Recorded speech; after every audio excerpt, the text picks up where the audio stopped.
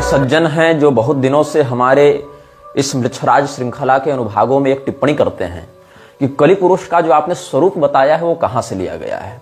हमने कलि पुरुष का स्वरूप अपने कई प्रवचनों में बताया है। बहुत से विद्वानों आचार्यों ने भी इस विषय में बहुत बार कहा है।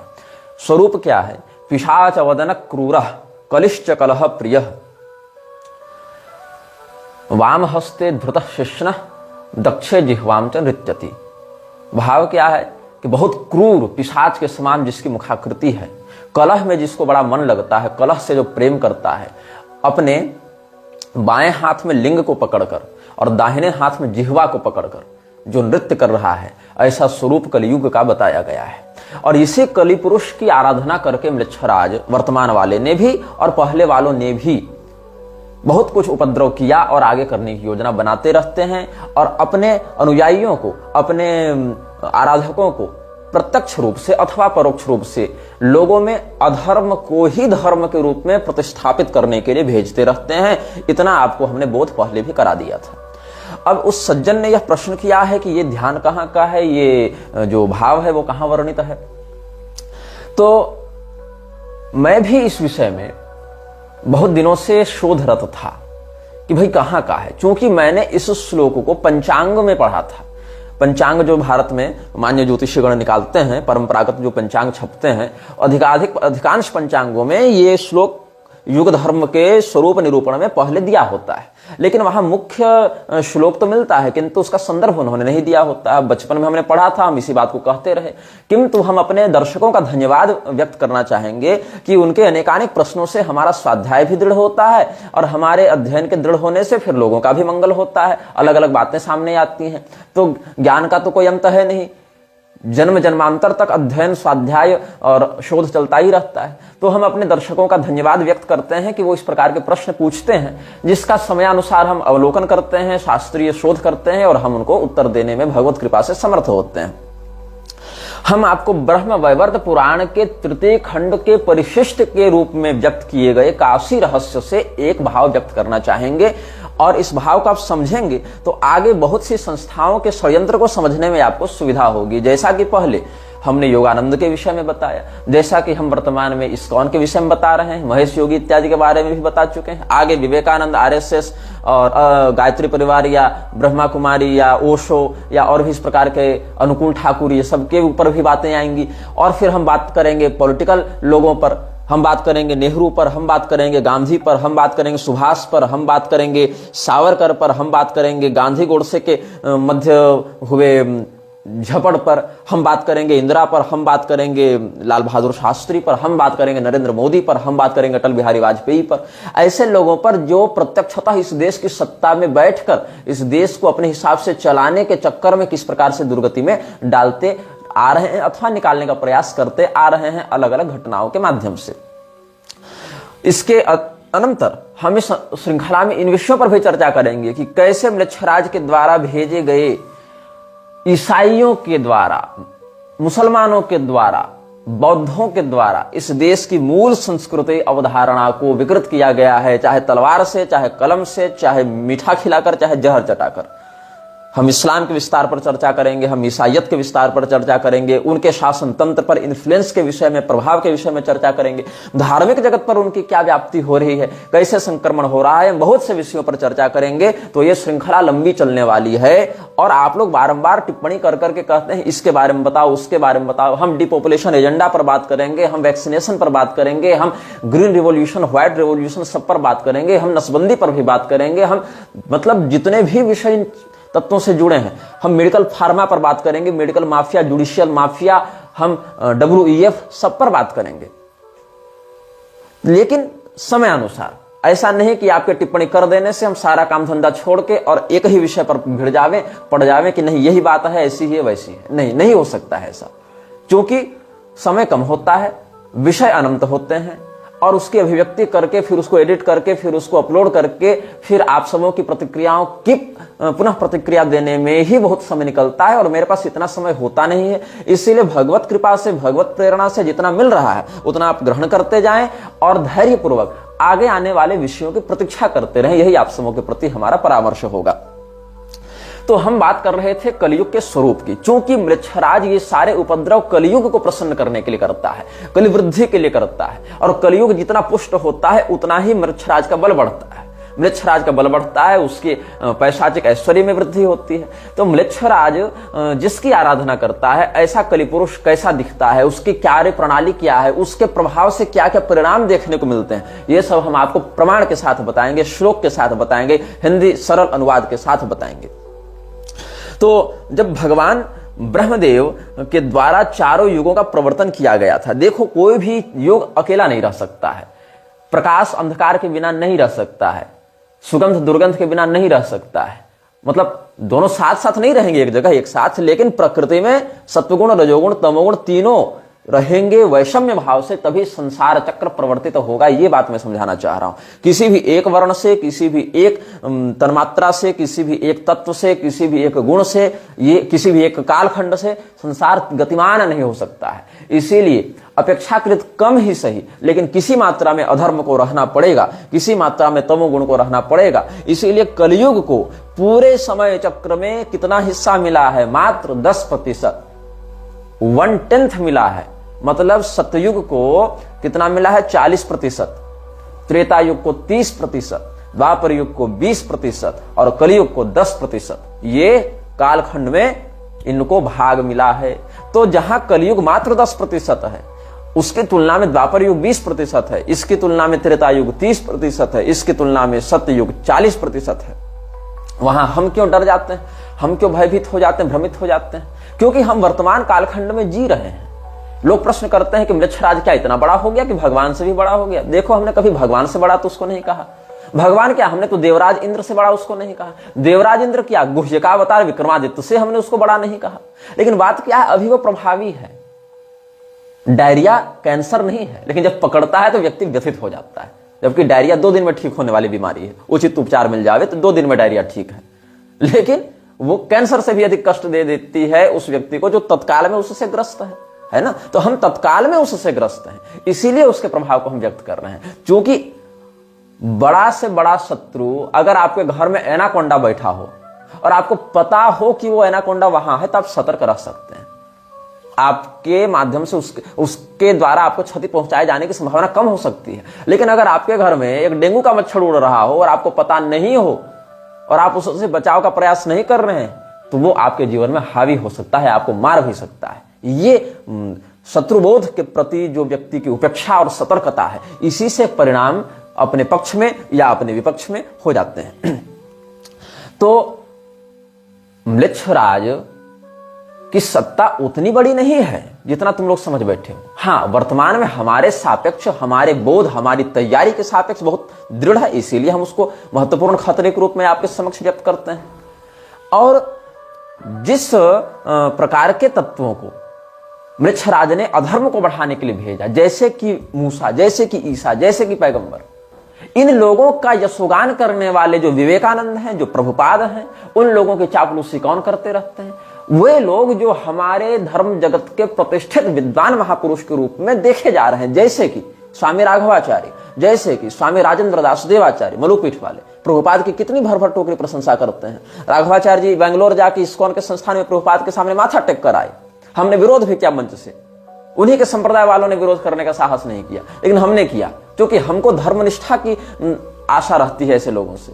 लेकिन एक प्रसन्नता की बात यह है कि पुरी के शंकराचार्य जी के जो शिष्य हैं, शिवांशु नारायण द्विवेदी जी, जो आह्वान कॉल ऑफ धर्म नाम का जो यूट्यूब चैनल है उसके संचालक हैं, उन्होंने स्वामी राघवाचार्य जी का एक साक्षात्कार लिया है, जिसमें इस्कॉन के अशास्त्रीयता की पोल खोलते हुए वो देखे गए हैं। मैंने अभी वो साक्षात्कार पूरा देखा नहीं है, मुझे किसी ने वो रील का एक हिस्सा भेजा था। फिर मैंने स्वामी जी से बात की थी, उनसे पूछा तो उन्होंने कहा हाँ एक ऐसा हमने वक्तव्य दिया है। तो हमने कहा ठीक है, हम उसको देखेंगे फिर। और जहां तक उस अंश को हमने देखा तब तक सारी बातें अच्छी लग रही हैं। तो अब हम इस विषय में अधिक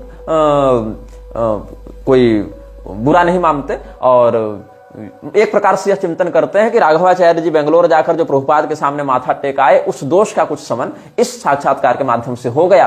किंतु गुरुचरण दास जैसे लोग जो इन विषयों में बिल्कुल नहीं जानते, म्लेच्छराज, उसकी कार्य प्रणाली, प्रभुपाद के कुकर्म, इनके विषय में कुछ नहीं जानते या जानना चाहते नहीं, या अपने राजेंद्र दास जैसे गुरुओं के इन्फ्लुएंस में, प्रभाव में आकर के हमारे गुरुजी इनको भक्त बता रहे हैं, हमारे गुरुजी इनको संत बता रहे हैं तो जरूर होंगे, ऐसे भी हरिनाम का कीर्तन तो विदेशों तक में करवा दिया तो संत ही होंगे, ऐसा जो मानकर चल रहे हैं, उन लोगों के प्रभाव में आने वाली सामान्य हिंदू जनता प्रभुपाद जैसे लोगों के कपट छल को नहीं पकड़ पाती हैं। और जब नहीं पकड़ पाती हैं, हम जैसे लोग सप्रमाण उनका विरोध करते हैं, तो ये लोग उठकर आ जाते हैं कि नहीं नहीं, प्रभुपाद तो बहुत बड़े संत थे, तुम संत की निंदा करते हो। प्रभुपाद कितना बड़ा संत था ये मैं तुमको बता दे रहा हूं। आप श्रीमद् भागवत का अगर अध्ययन किए होंगे, अध्ययन नहीं किए होंगे, कम से कम आपने सुना होगा उन कथानकों को किसी मान्य वाचक के मुंह से, वो ड्रामा डुगडुगी वालों से नहीं। तो उसमें चतुर्थ स्कंध में एक पुरंजनोपाख्यान है जो देवर्षि नारद ने व्यक्त किया है। तो अभिज्ञात और पुरंजन के माध्यम से वहां पर ब्रह्म और जीव के संबंध और उनके सांसारिक व्यामोह में फंसने या न फंसने के विषय में बताया गया है। तो वहां एक प्रकरण आता है जब राजा पुरंजन अपने मित्र अभिज्ञात के साथ भारत भूमि में अपने योग्य निवास स्थान की खोज में रहते हैं। एक बहुत सुंदर दुर्ग का दर्शन होता है। नवद्वार समन्वित उस पूर्व में जब राजा पुरंजन प्रविष्ट होते हैं तो अभिज्ञात बाहर ही निकल जाते हैं, वो नहीं फंसते हैं उन सभी विलासित बातों में। तो राजा पुरंजन को वहां एक बहुत ही सुंदर स्वरूप वाली स्त्री दिखाई पड़ती है। उस स्त्री के रक्षक के रूप में एक पंचमुखी सर्प था, 10 सेवक हैं, सैकड़ों सेविकाएं हैं। ये सब बातें हैं, वो सब आप हमारे या किसी मान्य विद्वान के प्रवचनों में सुन सकते हैं। पुरंजनोपाख्यान के विषय में बहुत से वक्तव्य यूट्यूब पर भी आपको उपलब्ध होंगे।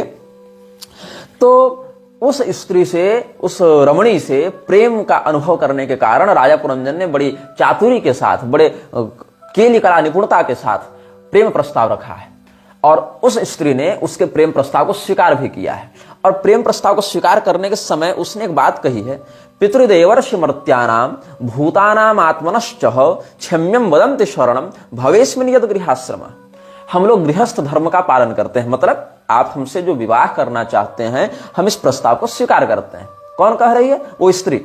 स्त्री का नाम क्या है कोई नहीं जानता, लेकिन उसको पुरंजनी के नाम से हम व्यक्त कर देते हैं, क्योंकि शास्त्र में वैसा ही संकेत प्राप्त होता है। उसका वास्तविक नाम कुलगोत्र वो नहीं जानती थी, ऐसा उसने कहा। और ये एक रूपक के रूप में प्रस्तुत किया गया है। यहाँ आत्मा ही पुरंजन है, उसकी बुद्धि ही पुरंजनी है, ऐसा यहाँ रूपक बताया गया है। तो कहती है वो पुरंजनी कि गृहस्थ व्यक्ति श्राद्ध इत्यादि करेगा तो पितरों को संतुष्ट करेगा, अग्निहोत्र आदि के माध्यम से, स्वाध्याय आदि के माध्यम से देवता ऋषियों को तृप्त करेगा, तर्पण आदि के माध्यम से, अतिथि सत्कार इत्यादि के माध्यम से मनुष्य को तृप्त करेगा। तो गृहस्थ आश्रम जो है वो देवता, मनुष्य, पितर और ऋषि सभी प्राणियों के समस्त, यहाँ तक कि पिपीलिकादि बलि, काक बलि इत्यादि के माध्यम से, कौवा और चींटी, कुत्ते, स्वान बलि इत्यादि तक के माध्यम से, पशु पक्षी तक का भरण पोषण गृहस्थ करता है। तो इससे समस्त लोगों का हित है, कल्याण है, मंगल है। इसीलिए हे राजन, हम गृहस्थाश्रम में जाते हैं। इस प्रकार का भाव व्यक्त किया है। आगे का श्लोक क्या कहता है? का नाम वीर विख्यातम वदान्यम प्रिय दर्शनम न वृणीत प्रियम प्राप्तम मादृशी तादृशम पतिम। हे राजन, आपने हमारे सौंदर्य की, हमारे लावण्य की प्रशंसा की है, तो ऐसा नहीं कि हम ही केवल इतनी सुंदरी हैं, आप भी परम सुंदर हैं, आप बड़े वीर हैं, बड़े उदात्त चरित्र वाले नायक हैं, आप बड़े विख्यात हैं। तो कौन सी ऐसी स्त्री होगी जो आप जैसे सज्जन आर्य पुरुष को अपना पति स्वीकार नहीं करना चाहेगी? इतनी सी बात है इस प्रसंग में कि एक राजा एक रानी के प्रति प्रेम व्यक्त करता है और रानी भी उसके प्रेम को बड़ी पवित्रता के साथ स्वीकार करती है। दोनों विवाह करते हैं, तो दोनों एक दूसरे की सुंदरता या उन्नत व्यक्तित्व की प्रशंसा करते हैं। इतनी सी बात है। लेकिन अब हम इतना बता क्यों रहे हैं? यहां हम बता रहे हैं कि प्रभुपाद ने इसका कैसे व्याख्यान किया है। जिस प्रभुपाद को तुम संत मानते हो और हमारे कथित जगतगुरु लोग जिस प्रभुपाद को बड़ा संत बताते फिरते हैं, उस व्यक्ति ने यहां पर क्या अर्थ किया है जिस अर्थ का कोई तालमेल नहीं इस प्रसंग से। अगर श्लोक में ऐसा कोई भाव प्रतीत होता तो समझ में आता कि हाँ श्लोक में ऐसा भाव है तो कह रहा है व्यक्ति। टीकाकार श्लोक के विरुद्ध तो टीका करेगा नहीं, अगर अच्छा टीकाकार है तो। लेकिन यहां पर श्लोक में कोई ऐसा भाव नहीं है, फिर भी अपने से घुसाया है प्रभुपाद ने अनुवाद में। भागवत महापुराण की उसकी टीका को पढ़ना, क्या लिखता है यहां जो है ना, का नाम वीर विख्यातम वदान्यम प्रिय दर्शनम। तो यहां विख्यातम शब्द पर जो व्याख्या की है प्रभुपाद ने, वो क्या कहता है? In this regard the word विख्यातम इज वेरी सिग्निफिकेंट। इस प्रसंग में विख्यातम शब्द बहुत महत्वपूर्ण है। बहुत अच्छी बात है। क्या महत्व है इसका? तो a man is always famous for his aggression toward a beautiful man women.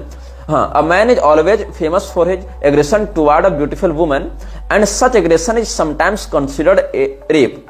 कोई व्यक्ति, विख्यात का क्या अर्थ है? प्रसिद्ध, फेमस।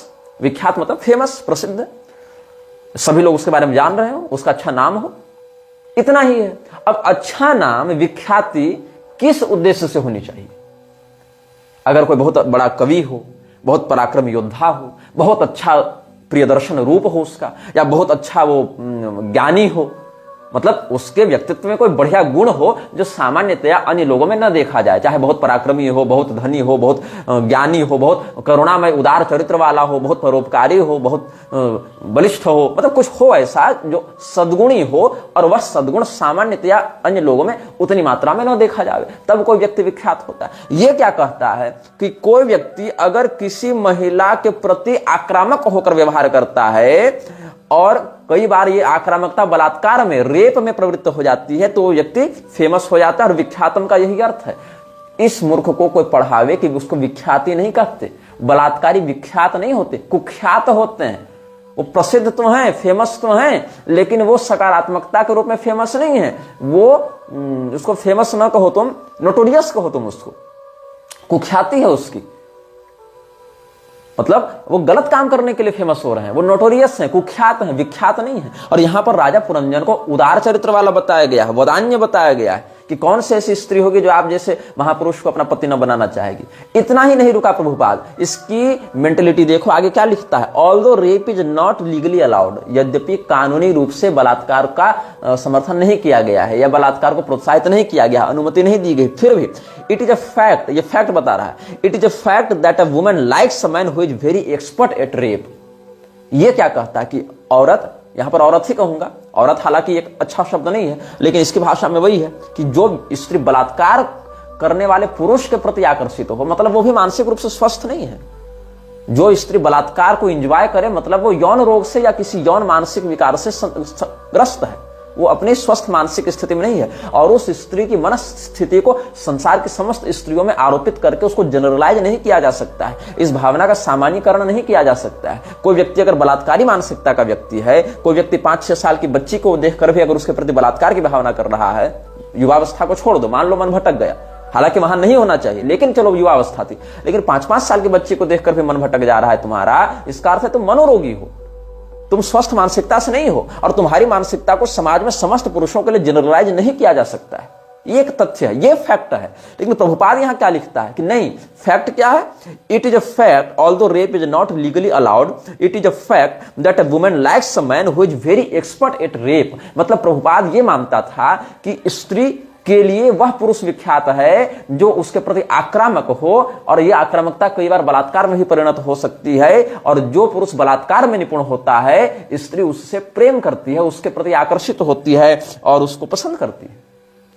यह प्रभुपाद की मानसिकता है। जो प्रभुपाद श्रीमद् भागवत जैसे ब्रह्म विद्या शास्त्र की ऐसी कुव्याख्या कर सकता है, नारद प्राचीन बर्ही संवाद के अंतर्गत जीव को ब्रह्म स्वरूप से विनियोजित करने वाले पुरंजनोपाख्यान के अंतर्गत आने वाले प्रसंग की, जहां श्लोक में भी ऐसा कोई भाव नहीं है, ऐसी विकृतिपूर्ण व्याख्या कर सकता है, वो श्रीमद् भगवद गीता की क्या दुर्गति किया होगा व्याख्या करके, ये तुम अनुमान लगा लो। और चलो, इसको तुम अगर कोइंसिडेंस मान लेते हो, इसी प्रसंग के अगले अध्याय में 26वें अध्याय में हम ये चिंतन करते हैं। वहां क्या होता है, राजा पुरंजन अपनी पत्नी से बड़ा प्रेम करते हैं, विवाह हो गया इनका, बड़ा प्रेम करते थे, एकदम दिन भर छाया के समान लगे रहते थे, खाने पर खाते, सोने पर सोते, हंसने पर हंसते, नहाने पर नहाते, मतलब बिल्कुल पत्नी के साथ लगे रहते। एक दिन अपनी पत्नी से अनुमति लिए बिना या उसको साथ लिए बिना या उसको सूचित किए बिना राजा पुरंजन शिकार खेलने चले गए। वापस आए, पत्नी रूठी हुई थी, पत्नी को मनाने लगे। मनाने के लिए अलग अलग प्रकार के प्रणय भाव का निवेदन किया, पैर भी दबाया, पुचकारा भी कि चलो मान जाओ मान जाओ, और अंत में क्या कहते हैं कि तुम्हारी सुंदरता से कामदेव ने मुझे पीड़ित कर रखा है, और जो पति इतना प्रेम करे उस पति को तो सदैव स्त्रियों के द्वारा, पत्नी के द्वारा सम्मान प्राप्त होना चाहिए। तो मुझसे गलती तो हो गई, मुझसे पाप तो हो गया कि तुमसे परामर्श किए बिना, तुमसे अनुमति लिए बिना या तुमको साथ में लिए बिना हम चले गए थे शिकार खेलने के लिए। लेकिन ये बात भी सच है कि हम तुमसे बड़ा प्रेम करते हैं और अपने वश में तुमने हमें कर रखा है, अपने प्रेम से तुमने हमें अपने नियंत्रण में कर रखा है, इसलिए हमें क्षमा करके हमारी ओर प्रेम से देखो और हमें प्रसन्न करो, अपने क्रोध को दूर करो। यही भाव है इस श्लोक का। तन्मे प्रसीद सुहृदः कृतकिल विशस्य स्वैरम गतस्य मृगयाम व्यसनातुरस्य कादेवरम वशगतम कुसुमास्त्र वेग विस्रस्तपौष्ण मुशति न भजेत कृत्य। ये हमने आपको सरल में इसका अर्थ बता दिया। प्रभुपाद ने इस श्लोक की व्याख्या में क्या लिखा है, वो क्या लिखता है, generally when a woman is attacked by a man whether her husband और some other man she enjoys the attack being too lusty. Shrimad Bhagavat के चौथे स्कंध के 26वें अध्याय के 26वें श्लोक की व्याख्या में प्रभुपाद ने लिखा है। अगर मैं गलत हूं तो तुम क्रॉस वेरीफाई कर सकते हो। अगर मैं गलत बता रहा हूं तुम प्रभुपाद के किताब से इसको क्रॉस वेरीफाई कर सकते हो कि मैं सही कह रहा हूं कि गलत कह रहा हूं। ऑनलाइन भी ये सब पीडीएफ या वेबसाइट्स में उपलब्ध होंगे श्रीमद् भागवत के उसके एक्सर्प्ट्स। तो क्या होता है, प्रभुपाद लिखता है इसमें, जब कोई महिला किसी पुरुष के द्वारा आक्रमण की जाती है, कोई पुरुष किसी महिला पर आक्रमण करता है यौन भाव से, मतलब आक्रमण तो भाई गहना लूटने के लिए भी कर सकता है, लेकिन वहां पर यौन तृप्ति की उत्कंठा नहीं होती है। मतलब अगर कोई महिला का मंगलसूत्र छीनकर भाग रहा है उसका अलग भाव बनेगा, लेकिन कोई रेप करना चाह रहा है उसका अलग भाव बनेगा। रेप करना वाला तो गहना इत्यादि कुछ नहीं देखता ना, और गहना देखने वाले को उसकी शारीरिक सुंदरता या उससे कोई मतलब नहीं, वो तो सोना चांदी देखेगा। तो आक्रमण करने का उद्देश्य अगर यहां बलात्कार करना हो तो महिला उसको एंजॉय करती है, ऐसा प्रभुपाद का कहना है। अब देखो होता क्या है, काम शास्त्र में मैंने भगवती की कृपा से द्वादशविध काम शास्त्र का भी अध्ययन किया है। तो काम शास्त्र में बाभ्रव्य मुनि का मत है, पुरूरवा का मत है, साम्राज दीक्षित का मत है, ऐसे करके बहुत कुछ है, वात्सायन महर्षि का मत है। तो जो यहां पर भाव है काम शास्त्र में, उसमें नायिका और नायक की कई श्रेणियां होती हैं। तो कई बार क्या होता है, कोई नायिका रति क्रीड़ा के मध्य अपने मुख को लज्जित भाव से नीचे करती है, क्योंकि वस्त्र अनावृत हो रहे होते हैं, तो वस्त्र की न्यूनता के कारण उसको अभ्यास नहीं होता इस प्रकार से न्यून वस्त्रों में रहने का या निर्वस्त्र रहने का।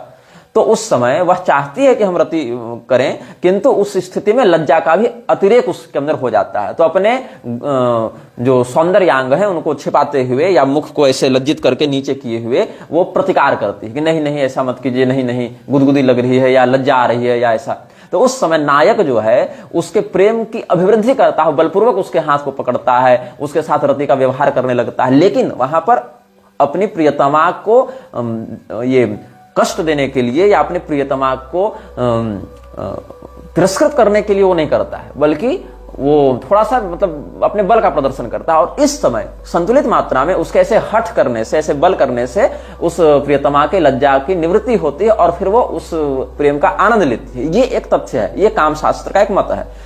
लेकिन अगर वह रति की इच्छा नहीं रखती और विशेष करके जब वो उसका पति भी नहीं है, मतलब बलात्कार हो रहा है उसके साथ, तब क्यों एंजॉय करेगी भाई? तब तो वो रोएगी, चिल्लाएगी, अपनी रक्षा की प्रार्थना करेगी। इन लोगों ने, इन मूर्खों ने सीता जी का चरित्र नहीं पढ़ा है। रावण कितना प्रलोभन दिया, सीता जी का मन डिगा, सपने में भी डिगा। दमयंती का मन डिगा था, वो व्यास से बलात्कार करना चाहता था तो डिगा था मन। द्रौपदी जी का मन डिगा था। अरे इन सती साध्वी जो हमारी देवियां हैं, हमारी भगवती हैं, उनका तुम चरित्र क्यों नहीं देखते? तुम सामान्यतः जनरलाइज कर रहे हो। कुलटा स्त्री का व्यक्तित्व यहां थोड़ी दिखाया जा रहा है। और कुलटा स्त्री भी बलात्कार को एंजॉय नहीं करती है, उसको भी पैसा देकर कोई व्यक्ति खरीदता है, कोई वेश्यागमन करता है तो धर्म देकर उसको संतुष्ट करता है, नहीं तो वो भी एंजॉय नहीं करती है। और ये क्या लिखता है, जनरलाइज कर रहा है इस बात को। When a woman is attacked by a man whether her husband और सम अदर मैन, मतलब हस्बैंड में तो काम शास्त्र लागू हो भी सकता है, चलो ठीक है पति है, लेकिन other man she enjoys the attack being too lusty. ये इसकी भावना है स्त्रियों के प्रति। हाँ, ये सत्य है कि स्त्रियों में कामातिरेक पुरुष की अपेक्षा 8 गुण अधिक होता है। ये बात भी सत्य है कि स्त्री अगर दुष्ट चरित्रा हो जावे तो समस्त पुरुषों को भी दुष्ट चरित्र बना सकती है। मान लो किसी मोहल्ले में 10 घर हैं, उस 10 घर में एक घर जो है वो एक वेश्या के प्रति आकर्षित होने वाला या दुष्चरित्र पुरुष का है, तो उस एक दुष्चरित्र पुरुष की मन में जो विकृति है उसके कारण 10 घर की महिलाएं, बाकी 9 घर की महिलाएं भी दुष्चरित्र हो जाएं, ऐसा आवश्यक नहीं है। लेकिन अगर एक घर की महिला दुश्चरित्रा है तो संकेत स्थान का प्रयोग करके पूरे मोहल्ले को भी भ्रष्ट कर सकती है, क्योंकि अगर महिला स्वयं से पहल करे तो पुरुष के भटकने की संभावनाएं बहुत बढ़ जाती हैं और महिला उसको गोपनीय रखती, इसीलिए वो विकृति कितनी फैलती कोई नहीं जानता। व्यभिचार को महिला ही छिपाकर प्रश्रय देती है, ये सत्य है। अगर महिला अपने चरित्र पर निष्णात रहे तो अगर उसके साथ कोई बलात्कार करने आ भी जाए तो वो छिपेगा नहीं, वो दंडित होगा समाज के द्वारा, वो पर्दा उसका खुल जाएगा। लेकिन अगर वही छिपाने पर आ जावे, वही अगर प्रोत्साहित करने लग जावे तो सैकड़ों पुरुषों को व्यभिचारी बना सकती है। और अगर सच्चरित्रा तो एक ही पुरुष के व्यभिचार के इसमें प्रस्तावन पर उसका जो है वो जीवन बिगाड़ देगी, ये बात होती है। लेकिन प्रभुपाद ने क्या कहा, दोनों बातों का आप देखें, 25वें अध्याय के 40-41 श्लोक और 26वें अध्याय के 26वें श्लोक, चौथे स्कंद से बता रहा हूं। क्या लिखता है, In this regard, the word Vikyatam is very significant. A man is always famous for his aggression toward a beautiful woman, and such aggression is sometimes considered rape. Although rape is not legally allowed, it is a fact that a woman likes a man who is very expert at rape. Generally, when a woman is attacked by a man, whether her husband or some other man, she enjoys the attack, being too lusty. ये विचार है प्रभुपाद के। और प्रभुपाद जो है वो शिव पुराण इत्यादि की खूब निंदा करता था। प्रमाण नहीं मानेंगे हम इन बातों को, ये सब प्रामाणिक नहीं है ग्रंथ, तामसी पुराण है, इनको हम नहीं मानेंगे। तो किसको मानेंगे, तो क्या मानेंगे, तो क्या लिखता है, we have got this opportunity. ये कहां है, भागवत का जब ये प्रवचन कर रहा था सैन फ्रांसिस्को में बैठकर, प्रभुपाद सैन फ्रांसिस्को में 13 मार्च 1967 ईस्वी को, 13th of March 1967, sitting in San Francisco giving lecture on Bhagavad, Prabhupada states, क्या कहता है Prabhupada, we have got this opportunity, this human form of life with sense, so that we can understand the Srimad Bhagavatam, Bhagavad Gita और Bible और Quran. These are meant for civilized human society. These are the real words of Prabhupada when he was giving lecture on Srimad Bhagavat sitting in San Francisco on 13th of March 1967. क्या कहता है प्रभुपाद, हमें ये अवसर मिला है, ये मनुष्य जीवन और ये प्रज्ञा मिली है, ये बुद्धि मिली है ताकि हम समझ सकें उन ग्रंथों को जो सभ्य मानव समाज के लिए बनाए गए हैं, जैसे कि श्रीमद् भागवत, भगवत गीता, बाइबल या कुरान। अगर शिव पुराण से कोई प्रमाण इन लोगों को दो, इन लोगों को स्कंद पुराण से कोई प्रमाण दो, इनको अगर ऐसे किसी ग्रंथ से प्रमाण दो जहां भगवती दुर्गा का चरित्र महात्म्य बताया गया है, जहां गणेश पुराण हो, देवी भागवत हो, तो वो सब क्या कहेंगे, ये सब अप्रमाण है, ये सब मायावादी ग्रंथ हैं, ये सब हम नहीं मानते। लेकिन मानव जीवन क्यों मिला है इसको, कुरान और बाइबल पढ़ने के लिए, और गीता और भागवत को ये कुरान और बाइबल के समकक्ष रख रहा है। मतलब इसके लिए कुरान और गीता में कोई अंतर नहीं, बाइबल और भागवत में कोई अंतर नहीं, ये इसकी बुद्धि। लेकिन इसको शिव पुराण और भागवत में भेद दिख जाता है। ये प्रभुपाद की ओरिजिनल वाणी है। अब बताओ, बाइबल और कुरान को, भागवत महापुराण और गीता के समतुल्य समझने वाला और स्वयं को उसको समझने के लिए मानव जीवन प्राप्त हुआ, ऐसा कहने वाला व्यक्ति चैतन्य महाप्रभु का अनुयायी है, मध्वाचार्य जी का अनुयायी है, गौड़ी संप्रदाय का आचार्य है। और ये सब आजकल के कथित बड़े बड़े जगत गुरु और महामंडलेश्वर इसको प्रणाम करते हैं। और आगे देख लो क्या होता है। 1 जुलाई 1976 को जब अक्षोयानंद ये सबसे बात नहीं, ये जब बात हो रही थी, अक्षोयानंद को तो गाली दिया था इसने, अक्षोयानंद या क्या नाम है इसका, स्वामी करपात्री जी और स्वामी अखंडानंद जी, वो क्या कहा था इसने, it is very popular amongst the Mayavadi people you speak of, all now the so called Vedantis they are speaking on Shrimad Bhagavatam distorting. मतलब आजकल के जो मायावादी वेदांती हैं, जिनको शंकराचार्य की परंपरा वालों को खूब गाली देता था ना प्रभुपाद, लेकिन कभी इसने ईसा मसीह को कुछ नहीं भला बुरा कहा, क्योंकि तुरंत विदेश वाले 2-2 लाख देकर निकाल देते वहां से। लेकिन उनका पैसा चाहिए था, उनको अपनी ओर कल्ट बनाकर आकर्षित करना था। स्वामी करपात्री जी जब भागवत महापुराण पर प्रवचन करते थे तो क्या प्रौढ़ता थी उनके व्याख्यान में, अगर आपने सुना है या पढ़ा है तो समझ सकते हैं। स्वामी अखंडानंद जी कितना बढ़िया प्रवचन करते थे, उनके भागवत के मर्म को अगर तुम पढ़ने बैठो, सुनने बैठो, समझने बैठो तो वहां से निकलने मन नहीं करेगा, वहां डूबे रहने मन करेगा। एक एक श्लोक पर ऐसा भाव प्रस्तुत करते थे ये दोनों महापुरुष। और मलुक पीठ वाले महाराज जी भी इन दोनों महापुरुषों की खुलेआम सराहना करते हैं, मंच से प्रशंसा करते हैं और कई मामलों में इनका संदर्भ देकर उदाहरण भी देते हैं। राघवाचार्य जी भी ऐसा करते हैं, पुरी के शंकराचार्य जी भी ऐसा करते हैं। मतलब जो भी इस प्रकार से शास्त्रीय ग्रंथों से जुड़े लोग हैं वो ऐसा करते हैं। किंतु क्या कहा था इसने, प्रभुपाद ने, जो गीता और भागवत को कुरान और बाइबल के समतुल्य बता रहा है और प्रामाणिक बता रहा है कुरान बाइबल को, वो भागवत के प्रवचन करने पर करपात्री स्वामी को कहता था कि तुम तो भागवत के अर्थ को विकृत करते हो। जो रेप का समर्थन भागवत से करवा रहा है, बलात्कार का समर्थन भागवत से करवा रहा है, वो स्वामी करपात्री जी पर आक्षेप करता था कि तुम भागवत की गलत व्याख्या कर रहे हो। और क्या कहता था, रास्कल कहता था। अब बोलना पड़ेगा, लिखा है, कहा है इसने, इसीलिए बोलना पड़ेगा, इसलिए मैं क्षमा चाहता हूं ऐसे महापुरुषों से। मेरा सिद्धांत के विरोध हो भी जावे तो इस प्रकार की हम शब्दावली का प्रयोग नहीं करते हैं। Now the so called Vedantis they are speaking on Shrimad Bhagavatam distorting Akhandananda Karpatri the rascals, ऐसा इसने कहा है। स्वामी करपात्री जी के विरोध में अगर अभी हम ऐसे शब्द का प्रयोग कर दें, भगवत कृपा से नहीं करेंगे, लेकिन अगर कर दे तो कितने लोग मेरे विरुद्ध हो जाएंगे। तो लोग कहेंगे संत की निंदा करते हो, लेकिन इस्कॉन के संस्थापक प्रभुपाद के इन वास्तविक शब्दों पर कोई ध्यान नहीं दे रहा है। और आगे देखो, तुलसीदास जी के विषय में तो कह ही चुका है कि he is not pure Vaishnav, he has got Mayavadi touch. Tulsidas ji pure Vaishnav नहीं है, वो मायावादी प्रभाव में थे, ऐसा कह रहे हैं। लेकिन पैगंबर प्योर वैष्णव था, ईसा मसीह प्योर वैष्णव था, उस पर भी बाद में आएंगे इसके लिए। और क्या कह रहा है, चैतन्य चरितामृत पर जब ये व्याख्यान कर रहा था 1966 में, जब इस्कॉन शुरू बना था 27 नवंबर 1966 को, शुरू में ही, ये नहीं कि प्रभुपाद के मरने के बाद इस्कॉन गड़बड़ हो गया, शुरू की बात देख लो। If you stick to particular type of scripture, oh I am Christian, oh I can not go beyond my Bible, oh I am Hindu, oh I am can not go beyond my Vedas Purana आज Mahabharata, oh I am Muslim, I can not go beyond my Quran, but you will find because we are all foolish and we will find there is difference between Quran, difference between Bible, and actually there is no difference.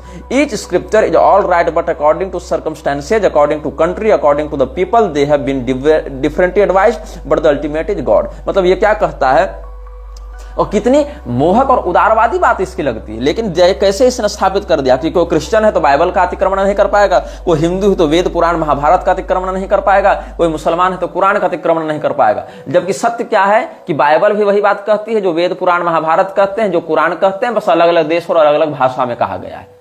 ये कह रहा है, मतलब कैसे कैसे Quran Bible को जोड़ते जोड़ते साथ में वेद महाभारत पुराण को भी उसी औकात में लाकर इसने खड़ा कर दिया है। आगे देखो, भागवत महापुराण के तृतीय स्कंध पर न्यूयॉर्क में जब ये व्याख्यान कर रहा था तो श्रुत्य means revealed scriptures, just like in the world there are many revealed scriptures, there are Vedas, Puranas, Bible, Quran, and there are so many religious scriptures also. श्रुताया शब्द की व्याख्या कर रहा था, तो श्रुताया शब्द का अर्थ इसने लगाया है कि जैसे ग्रंथ जिनको प्रकाशित किया गया, जिनको प्रकट किया गया। तो क्या कहता है, प्रकट किए में बहुत से ग्रंथ हैं, धार्मिक ग्रंथ हैं, जैसे कि वेद हैं, जैसे कि पुराण हैं, जैसे कि बाइबल है, जैसे कि कुरान है। ये इसकी सेकुलर मानसिकता थी। ये कृष्ण भक्त नहीं था, ये कृष्ण भगवान के सिद्धांत को वैसे ही पकड़ लिया जैसे कि कोई अजगर किसी खरगोश को पकड़ लेता है। ये इसने किया है। और 1956 में जब इस्कॉन को इसने उस प्रकार से स्थापित भी नहीं किया था, तब क्या कहता था, ये back to godhead volume 3 12वां part, definition of the voice and scope, उसमें इसने क्या कहा था, the Vedas, the Bible, the Quran and all such authentic literatures are tangible support to the man who believes in God. Veda, Quran और Bible ये सब authentic literatures हैं इसके लिए। शिव पुराण अप्रामाणिक है इनके लिए, लेकिन वेद किसी समकक्ष बाइबल और कुरान और ये ऑथेंटिक हो गए। और देखो आगे, जो 1967 में 1968 के 15 जून को इसने लेक्चर दिया, वहां से मैं बता रहा हूं। And if you think that oh Krishna is the name of Hindu God, if you have got any objection then you may not chant Krishna, but you must have a name of for God, just like somebody the Mohammedans call Allah, the Jews call Jehovah, and somebody call something that doesn't matter. मतलब अगर तुम कृष्ण को Hindu God समझकर कृष्ण की पूजा नहीं करना चाहते, कोई बात नहीं, कृष्ण कृष्ण मत चिल्लाओ। मुसलमान हो तो अल्लाह अल्लाह चिल्लाओ, यहूदी हो तो यहोवा यहोवा चिल्लाओ, लेकिन किसी को कुछ तो बोलना ही पड़ेगा, इससे कोई फर्क नहीं पड़ता। तो जब फर्क नहीं पड़ता तो शिव शिव चिल्लाने में क्या दिक्कत है रे, दुर्गा दुर्गा चिल्लाने में क्या दिक्कत है रे?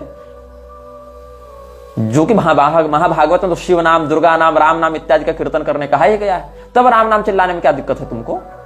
तब कृष्ण नाम के पीछे ये हट क्यों करते हो, हम केवल यही उपासना करेंगे? तब तुम्हारी अनन्यता कहां जाती है जब तुम क्राइस्ट और कृष्ण को एक बताते हो? तो ये कपट है इसका। जेनेवा में 4 जून 1974 को इसने क्या कहा था कि मोहम्मद और जीसस भी अवतार हैं, we accept Lord Jesus Christ also, सत्यावेशावतार, मोहम्मद सत्यावेशावतार। ये प्रोफेसर रेगमे जो यूनिवर्सिटी ऑफ लॉसेने के संस्कृत के प्रोफेसर थे, उनसे संवाद करते हुए इसने जिनेवा में 4 जून 1974 को प्रभुपाद ने कहा था। किसके सामने कहा? प्रोफेसर रेगमे के नाम पास। प्रोफेसर रेगमे कौन थे? यूनिवर्सिटी ऑफ लेसोने में संस्कृत के प्रोफेसर थे। और ये कमरे में बात हुई थी जिनेवा में 4 जून 1974 को, जहां ये कहता है कि हम तो लॉर्ड जीसस क्राइस्ट को भी सत्यावेशावतार मानकर स्वीकार करते हैं, पैगंबर को भी सत्यावेशावतार मोहम्मद को भी मानकर स्वीकार करते हैं। ये इसकी बात है, ये कपट तुम समझो यहां पर। और भगवान कृष्ण के अवतारों में जब ये लोग जो बैनर रिलीज किए थे, वहां सबसे ऊपर कृष्ण भगवान है, और उनसे जब आप लाइनेज देखते जाएंगे तो एक जगह प्रभुपाद को कृष्ण का अवतार दिखाया, फिर ईसा मसीह को दिखाया, फिर पैगंबर को दिखाया है। ऐसे व्यक्ति को तुम संत मानते हो? इस व्यक्ति को फ्रीमेसन्स ने खड़ा किया है, मृच्छराज ने खड़ा किया हिंदुओं के विरुद्ध, सनातन धर्म को विकृत करने के लिए। और यहां पर जीसस क्राइस्ट को अवतार बता रहा है, बाइबल और कुरान को प्रामाणिक ग्रंथ बता रहा है, लेकिन भागवत महापुराण के पहले स्कंद के दूसरे अध्याय के 23वें श्लोक में क्या लिखता है कमेंट्री में? The materialists and the foolish human being worship Brahma and Shiva respectively. मतलब जो मूर्ख और भौतिकवादी लोग हैं, मायावादी लोग हैं, या जो अज्ञानी लोग हैं, वो ब्रह्मा जी की पूजा करते हैं, वो शिव जी की पूजा करते हैं। ये अर्थ लगा रहा है। मतलब जीसस क्राइस्ट की पूजा करना ठीक है, पैगंबर की पूजा करना ठीक है, लेकिन शिव जी और ब्रह्मा जी की पूजा करना गलत हो गया प्रभुपाद के लिए। और देखो, रामानुजाचार्य जी और मध्वाचार्य जी को जीसस क्राइस्ट के समान मानता था। क्या आज के वैष्णवाचार्य जैसे मलु पिठवाले जैसे राघवाचार्य इस बात को प्रामाणिक मानेंगे? मध्वाचार्य जी को इसने जीसस क्राइस्ट के समतुल्य रखा है। किस बात के तुम लोग गौड़ी संप्रदाय के आचार्य हो रहे, जो तुम लोग इसका विरोध नहीं कर पाए हो आज तक? ये मैं कहना चाहता हूं।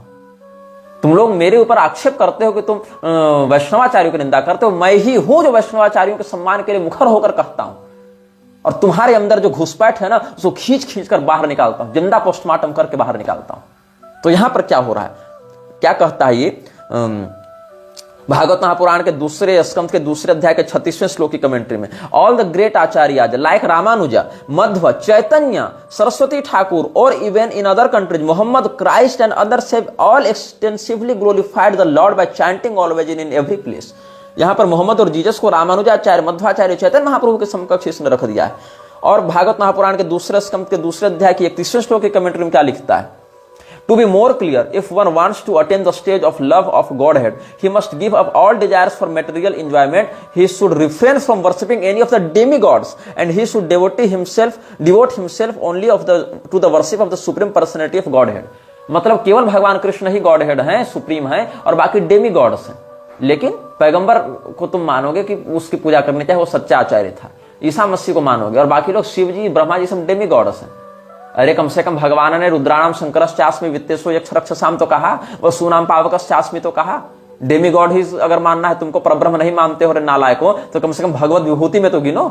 यहां जीसस क्राइस्ट भगवत विभूति में आ रहे हैं, लेकिन शिव जी नहीं आ रहे इनके लिए। ये इनका कपट है, ये इनका द्वेष है।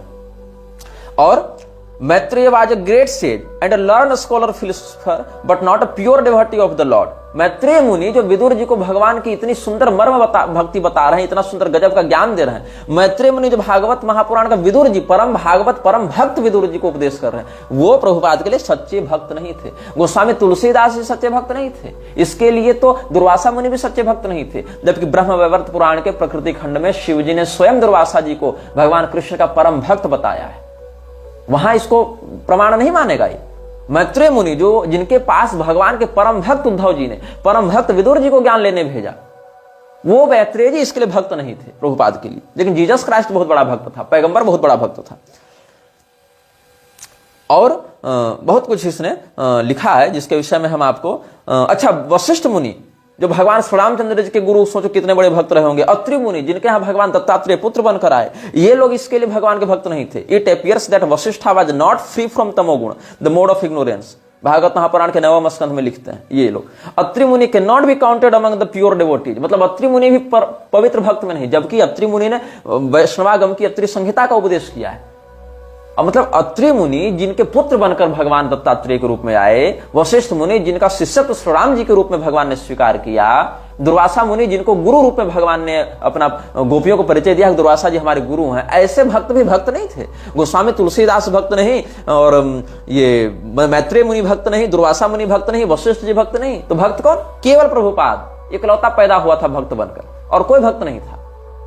ये इनकी धूर्तता है। तो हमने आपको प्रभुपाद के ही वचनों से सब कुछ बताया कि कैसे ये लोग मूर्खता करते जा रहे हैं। और कलयुग के विषय में जो हम आपको बताना चाह रहे थे कि कलयुग किस प्रकार से उसका स्वरूप है या कलयुग का कैसा लक्षण है, ये सब हम आपको जो बता रहे थे।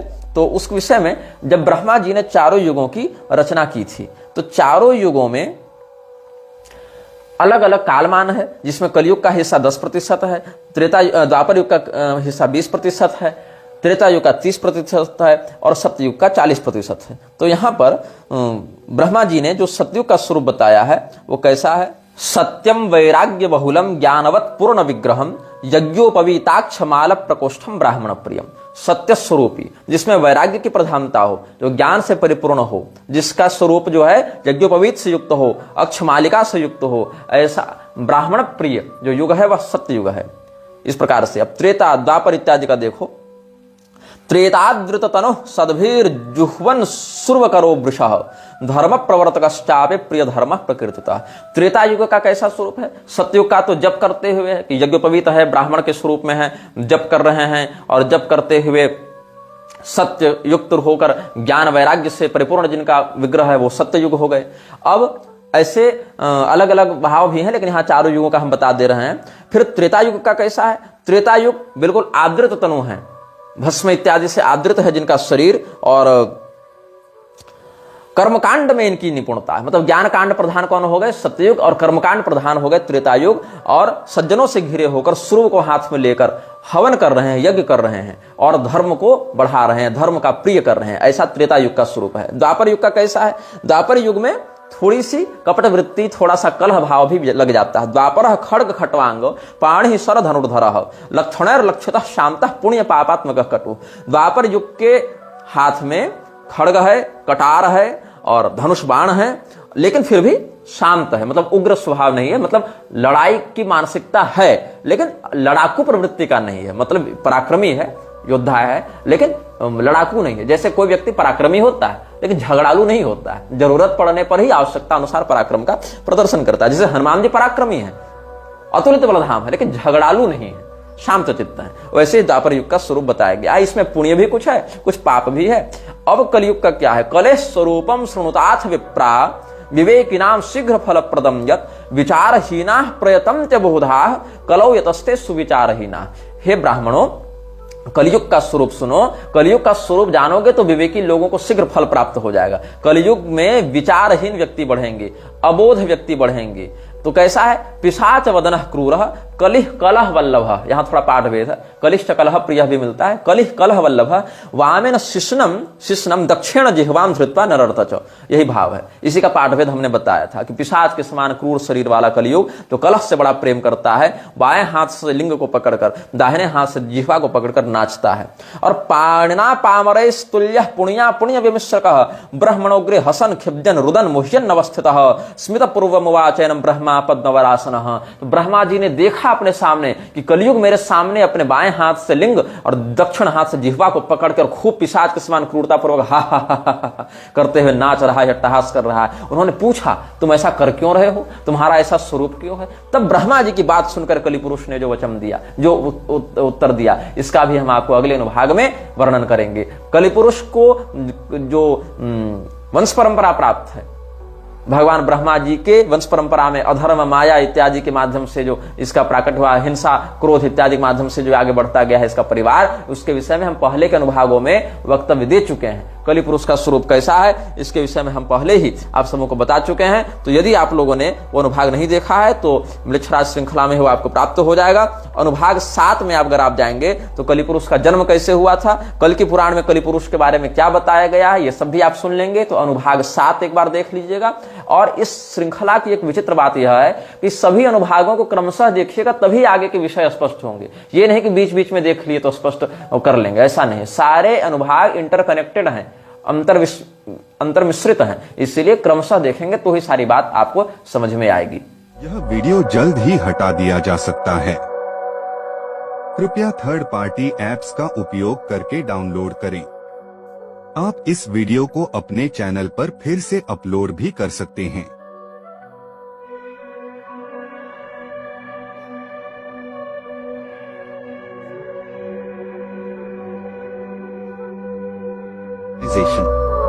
This video may get deleted soon. Please download using third-party apps. You may also re-upload this video on your channels. Thank you.